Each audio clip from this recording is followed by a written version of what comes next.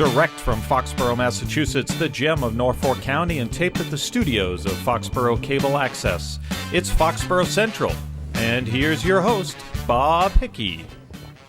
And welcome to another great episode of Foxborough Central. I am Bob Hickey, your host. Thanking you for taking a little bit of time to join me and my guests as we talk about the people, events, and organizations that make Foxborough the gem of Norfolk County. And new to the gem of Norfolk County is my newest dear friend, at least until he reads my column, Bill Keegan. He's our new town manager. Welcome aboard, Bill. Thank you, Bob. It's great to be here this morning. It's great to have you here. And before we even start, I also want to congratulate you on your new program here with Foxborough Cable Access. You've come in with both feet firmly planted and running, my understanding is. Yeah, my hair's on fire already, trying to get acclimated to the community. But I just thought it was a good way to sort of let people get to know who I am and to get the word out about what we're working on and to try to communicate with the community. And of course, what we're talking about is Bill Keegan's new monthly question and answer program. And it's also a monthly update as to what's going on. Right. And I think this is a really sharp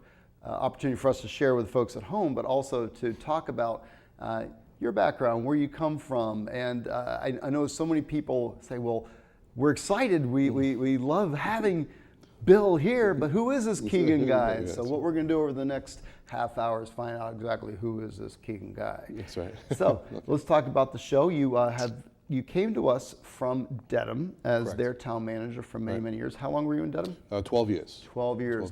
Came with great references, and they spoke highly of you, and they were sad to see you go. Their loss is our gain. And with that, and I hate to harp on cable, but since I'm all about Foxborough Cable Access, as you should be at home, viewers, you did a show similar to this in Dedham. Yes. It was the same type of show. It was Ask the Town Administrator show that we did once a month, and it was an opportunity where people could email their questions in. I would then be presented with those questions usually a week, maybe 2 weeks before the show. Provide that, I'd circulate that information to all my department heads and operations. And then we'd just get all the information gathered and then present it at the next show. And it worked out really, really well. Well, if you're going to give all this information, you're going to put a poor old grumpy columnist out of business, because a big piece of my bread and butter is to share information. So if you're going to do it directly, good for the viewers, bad for me, but that's okay. I'll figure out something else. So it's called Ask the Town. Of course, here it's Strong Town Manager. It's actually Ask Bill Keegan. They made it even simpler, more personalized here. So no title, just a direct name. So excellent. So we'll look forward to seeing that on a regular basis here on Cable Access. That's fantastic. And if people want to get a hold of you and ask you questions, they can email you at your office at bkeegan. That's BKEEGAN. Right. That's correct. And this will be on your screen, so you don't have to worry about me muddling through it, but at town.foxborough.ma.us. And that's Foxborough spelled the correct way, friends. The historic way. The historic way. All right, we'll go with that. B. Keegan at town.foxborough.ma.us. Or they can call you and leave a message, and you'll get the answer back to them in this program at 543-1205. That is correct. And that's Town Hall. That's right. Right up the street, behind us, through the window That's right. of our lovely studios. So as they construct your set, and as we had this conversation, let's talk a little about you, Mr. Keegan, who comes to us from Seekonk through Dedham. That's right. I was, I've been in the town government sector for about 31 years now.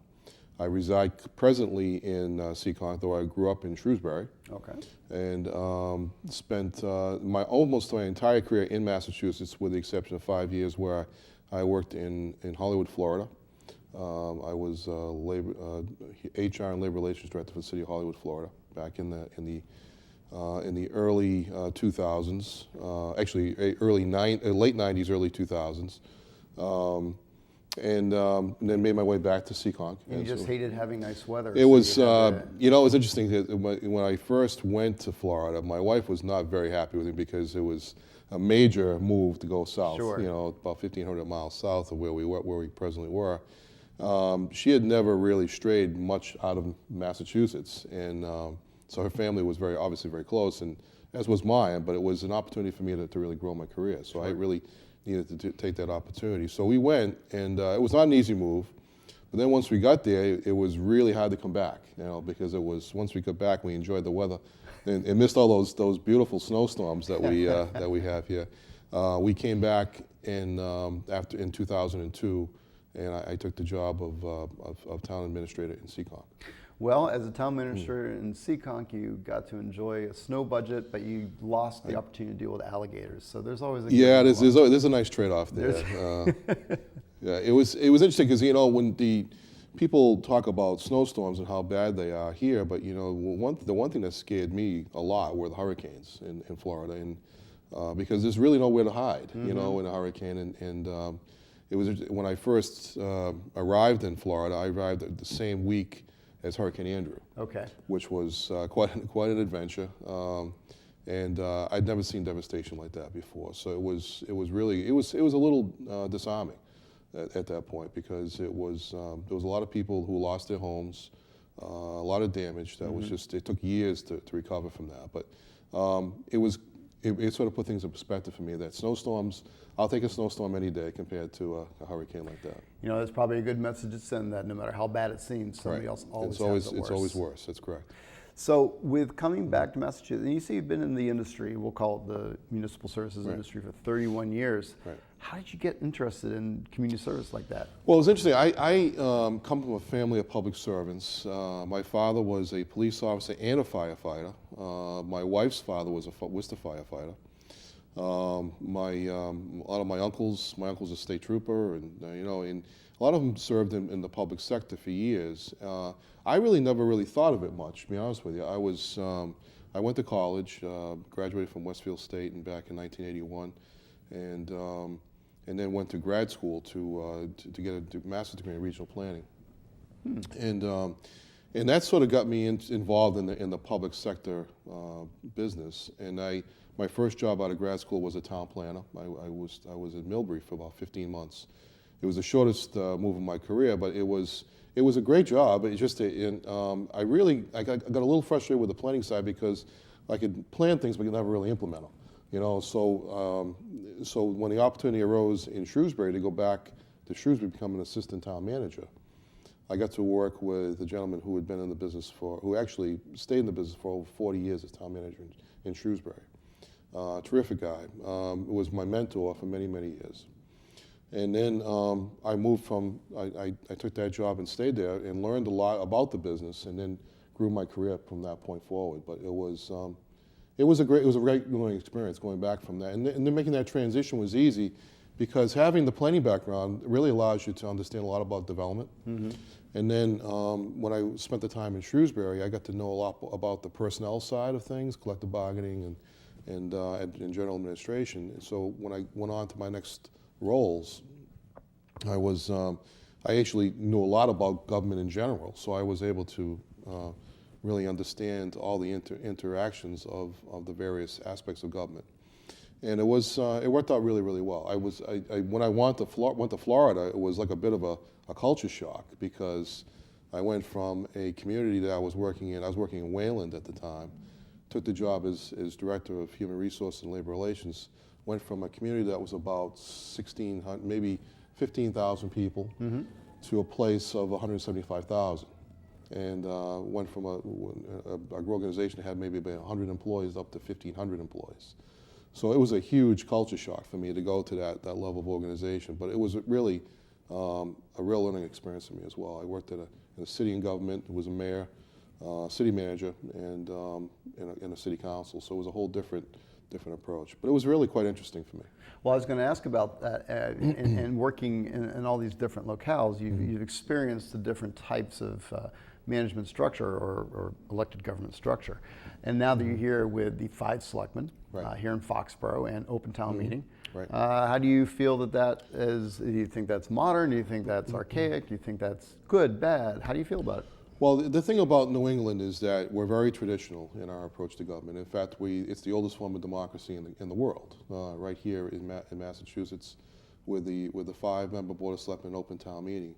I've worked in that environment in Seekonk, so I'm no stranger to that. Dedham was a similar structure, only they had a representative form of town meeting. And that was the same form in Shrewsbury as well. So to me, it works fine. I mean, you have to work a little bit harder, in the open town meeting forum because you never know where the issue is going to come from. I mean, at least with a representative forum, I knew who the audience was. Whereas here, you don't really know who your audience is going to be. It could come from any direction. Sure. So it requires a lot of education, a lot of information sharing with folks to try and let them understand the issues before they come to a town meeting, so that they're informed when they vote on issues. So it's a lot more detailed work in that respect. And a lot more as far as trying to tackle the different parties, or trying to identify what the opposition of any topic might be, right, and answer their questions thoroughly and honestly before right, town meeting, or have the answers there, because town meeting can sway. A great example is our town sewering. There was an initiative before the town meeting where a 2/3 majority was required in order to adopt a measure that would have had essentially the town sewered. And it failed by 2 votes, but really it only failed by 1 vote, because if you think about 1 vote switching sides, right, exactly, that triggered the 2 votes it needed. Right. So one person, and I know that person out there, and you're watching, and I appreciate it, but he switched his vote based upon what somebody said on the floor of town meeting. Right. And so it just shows how, to your point, how important it is to really educate and get the word out and make sure that people know what the issue is before we get to town meeting. Well, even things can happen even the night of town meeting, because I've actually seen, the emotions of a room can change pretty quickly, depending upon who gets up and says something. So you really have to be prepared to respond to that swing in emotion with presenting facts. My job is to present the facts. I can't control the politics or the emotion of issues, because that's way beyond my ability to do so. But I will tell you that presenting the facts tends to neutralize the emotion in many cases. I mean, it is what it is sometimes, and you have to just deal with it that way. And if there's a better way to handle it, I'm all ears to doing it. But that's, my experience has told me that present the facts, stay away from the politics. I mean, that's not my job. I mean, I've tried to make that clear. My approach to being a manager is to manage the issues. It's to manage the organization, manage the operations, and be guided by what the policy makers want, how the direction they want to take. My job is to work for the board of selectmen to help guide them and provide them with the information they need to make good policy decisions, provide good policy direction. But at the end of the day, even if I disagree with it, it's their decision on which direction they'd like to go, and I have to respect that.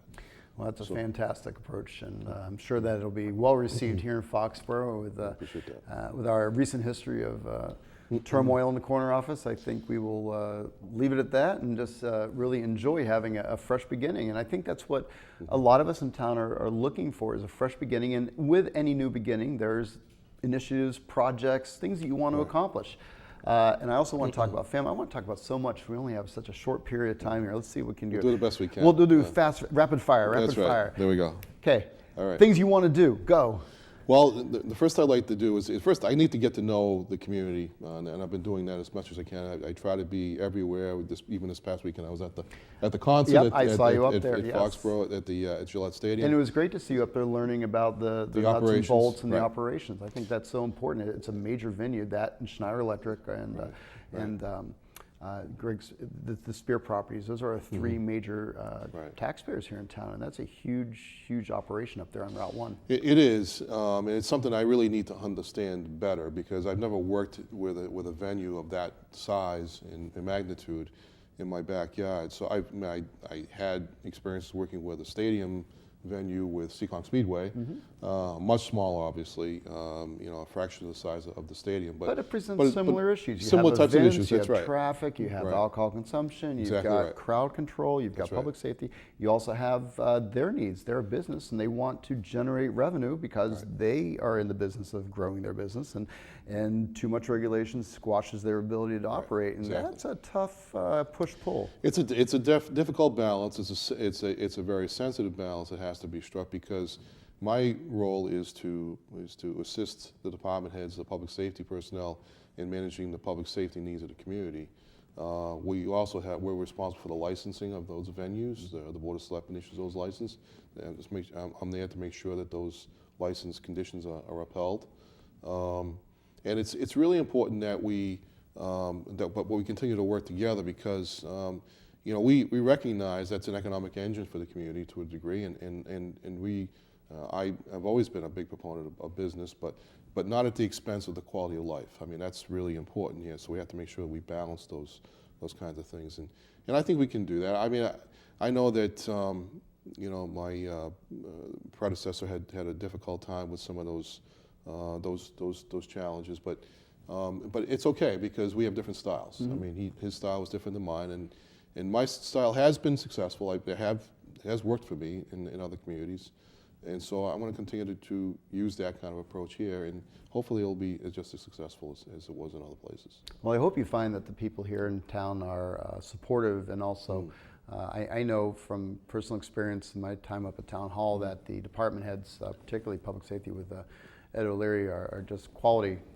folks who really know what's going on. So it sounds like you're going to lead already what I consider to be a winning team. So no, I couldn't agree more. I think that I was really truly impressed, and I consider this in all sincerity, that with the level of organization, the level of commitment, and the level of detail that goes into managing those events, and it's extraordinarily well done. I mean, I was very, very impressed. So kudos to those guys. I mean, they really did a terrific job. They do a terrific job. That the fire and police on both ends, the whole dispatching, the ambulances, the medical services, the coordination of services from other communities, the other public safety personnel from the other communities that help us manage that. Really, really well done. I mean, and so it's going to be fun in some ways to watch that and to see how it develops. We're going to have another major event there this Friday night with international soccer. So I'm going to try and get over there to see that for a while, to see how that works, because that'll be a sold-out event. This past weekend was a sold-out concert, but as you know, there are a number of seats that are not used because of the way they set the stage. So this will be a little bit bigger, and I think it's going to be a little bit more rowdier crowd, because soccer generates a very enthusiastic crowd, passion for that sport. So that's going to be a little bit more interesting to watch, but to me, it was great to see how the whole thing sort of fits together behind the scenes. It's a whole world that goes on behind the scenes that people don't realize. Absolutely, it really is extraordinary. From including state police and the traffic control and the whole, and with a concert and with international soccer, the fans that come to those events are not your Patriots season ticket holders who know the traffic flow and know this is my parking spot. I've been here for 20 years. This is where I'm going. There's a lot of different issues that hit on something like that. So it's great to see. It's great to hear that you're immersing yourself in the operational background. So that way, when an issue does come up, you can speak with authority. Right. I think that's important. It is important, because I don't want to be an absentee landlord. I want to be the guy that's on the scene, that's understands. Now, I don't want to be in the way of them doing their job, and I'm not going to interfere with their way of doing their job. But if they have questions, if there's ways to doing it better, then I'm certainly open to that. And if we can work towards improving, it's a process of constant improvement, where you want to do the latest and greatest of what's in the business. I think Ed O'Leary and Chief Hatfield have, they've educated themselves. They've traveled all over the country to see the various venues, and they're proud of the fact that Gillette is one of the safest venues in the entire NFL, and also in terms of venues for concerts, it's one of the best managed organizations as well. So congratulations to the Kraft Group as well for doing that, because that really is that's a job well done. And it's the reason why that venue continues to attract great acts because of that. And not to leave out, but Building Commissioner Bill Caspera, Yeah, that's right. plays such a key and integral role up there. But it just goes to show that there's so many others that work behind the scenes to make everything flow smoothly. So that's right. Absolutely, we have so much to talk about. I want to share with everybody that new town manager Bill Keegan can be reached at 508-543-1205. Ask him a question and he'll address it on his monthly show appearing on this very cable access station. Or you can email him at bkeegan@town.foxborough.ma.us. And I'm sure he'll get all the answers for you. Answers that I want to questions I'm going to pose. Okay. Quickly. Well, family. Yes. What do you have? I've been happily married for 27 years. Let's see your brag sheet here. Yeah. Congratulations. Thank on you. that. Thank you. And my wife is from Worcester. I grew up in Shrewsbury, so you're local. We're local. Yeah, we are local, and which is great too. I mean, it's obviously because I know the area very well. I have a son and daughter. My daughter is the oldest. She's 26 years. She'll be 26 in July. I'm sorry, I take that back. June. My son is in July, and he'll be 18 in July. So, Okay. So it's my son is going to be a senior in high school. My daughter is graduated from NYU back in about 5 years ago. Works at ABC in New York. Really? And is an associate producer at Good Morning America. Wow. Yeah, she's done very well for herself. So I'm very proud of her, obviously, and very proud of my son as well. He's a very good athlete and a very good student, and now looking at colleges. So we'll see how that all plays out over the next. Well, that also means we will benefit because you have to keep on working in order to pay for this. That's exactly right. Yeah, I'm going to be here for a while. Yeah, I intend to be here for a while. I was hoping that, and God willing, that this will be my last job in public sector. Well, we won't jinx it, but it's no, great to hear. that's my plan is this will be my last stop along the way, and it's been an interesting run. It really has been. So I continue to learn and to understand the business better by working with different people from around the state, from around the country. I'm active in the ICMA. International City Managers Association, Okay. so I'm active in that group as well. And I'm also a credentialed manager, which is, not many people know that, but a credentialed manager, there's only 25 credentialed managers in the state, and there's only 1,300 in the world. So, and I got my credentialing about 4 years ago. So, which means that you've made a commitment to lifelong learning about the business. And so every year I'm required to have so much training in the business. So it's just another level of professionalism So you come into us admitting that you don't know everything. Exactly right. Exactly right. And it's amazing. No, it's as long as you're in the business, then it's a lifelong learning process. It really is, because if you fail to recognize that, then I think you've missed an important step. That's an extremely well-grounded approach, because that is key in any profession, and it's great to hear. So let's talk about learning and growth. You've obviously came to us having won support through an interview process. Yeah. What was it that you've done in your past that you think was successful that you can bring to Foxborough? And experience is the best teacher. What is experience? It's things that we've learned and mistakes we've made that haven't killed us. So what has your experience come to Foxborough as a success that you can maybe translate to us? Well, there are a couple of things I think that are really pertinent here. One is the fact that I've had a very, very good success rate of building good organizations, centralized organizations where everybody works really well together. Right now I can already see that's already well done. So it's not something I have to spend a lot of time on. But I will tell you that the one thing that I think is really transferable from my previous experience, particularly in Dedham, was that we created a centralized building maintenance program, which is really key to maintaining buildings and investments that the town makes. I know that most taxpayers will agree with me on this, that the major investments that we make in buildings are very important, but at the same time, it's how well we maintain those buildings after we make that investment. And that worked really, really well when we established. We did it about 3 years ago. created a centralized organization, and pretty much used the same funding sources that were already in place. We didn't have to really go out and get a major new amount of money to make that work. There'll be some investment that has to be made along the way, but at the same time, we were able to manage the existing expenses in that program.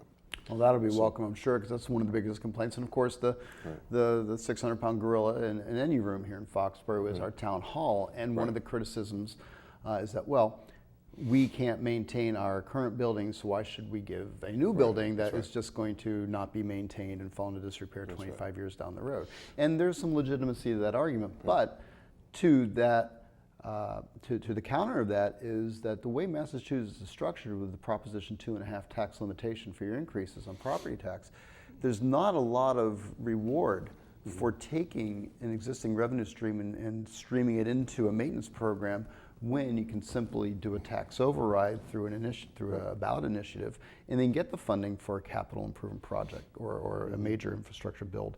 So that's a push-pull that's hard to deal with, but it's interesting that you say that you're able to create this maintenance program through an existing funding mechanism. Well, what's interesting is the fact that most of the money is already there in the sense that it's in various accounts, because we have to spend money to keep the buildings working. So there's money for heat, there's money for light, there's money for custodial services, there's money for repairs, things of that nature. So by taking all those funds and centralizing them and then having a person manage that operation is so much better than just doing it on a fragmented basis. Quite honestly, I don't think it's appropriate to have department heads, police chief, fire chief, library director, town manager for that matter, manage a building. That's not what our forte is. That's not what our strength is. It's interesting because our school system is set up that way. They have a facilities manager, and well, very interesting. So we are so out of time, I cannot even begin to tell you. But you're going to get the last word. And there's so many things I still want to talk about. You had environmental green buildings in Dedham that you succeeded at. You created some real positives within the Dedham structure, and I'm sure in other places that come to Foxborough. Again, I want to remind everybody that our new town manager, been a pleasure to meet him, is going to have a monthly program here on Cable Access, and you can get a hold of him with your emailed questions to bkeegan@town.foxborough, spelled the right way, .ma.us. Bill, last word. Just great to be here. It's a great community. There are so many great things about this town that I just think we really want to emphasize. There's been some difficult challenges in the past few years. We're going to get beyond that, and we're going to move forward. I mean, I think this is a great town. There's a lot of very high quality of life, great education system. The school's a great program. The support services are great services. So I'm really looking forward to being here, and it's a pleasure for me to serve this community. Well, many of us taxpayers are excited to have you. It's been a pleasure having you on the program, Bill. Thank you. I've been with Bill Keegan, who is our new town manager here in the great town of Foxborough, the gem of Norfolk County. And Mr. Keegan can be reached up at Town Hall at 543-1205, in addition to the email. Of course, you'll see him around town just as you see us at Foxborough Cable Access. My thanks to all the great volunteers that help bring this show to you. Betty Travers, Deb Stores behind the camera, Gary Nash, and Paul Beck behind the glass. And I'm Bob Hickey, your host. If you'd like to see a replay of this, of course, you can check us out on Foxborough Cable Access channels, or go to www.fcatv.org and click on the tab that says Foxborough Central. Until I see you next time, have a great day, Foxborough.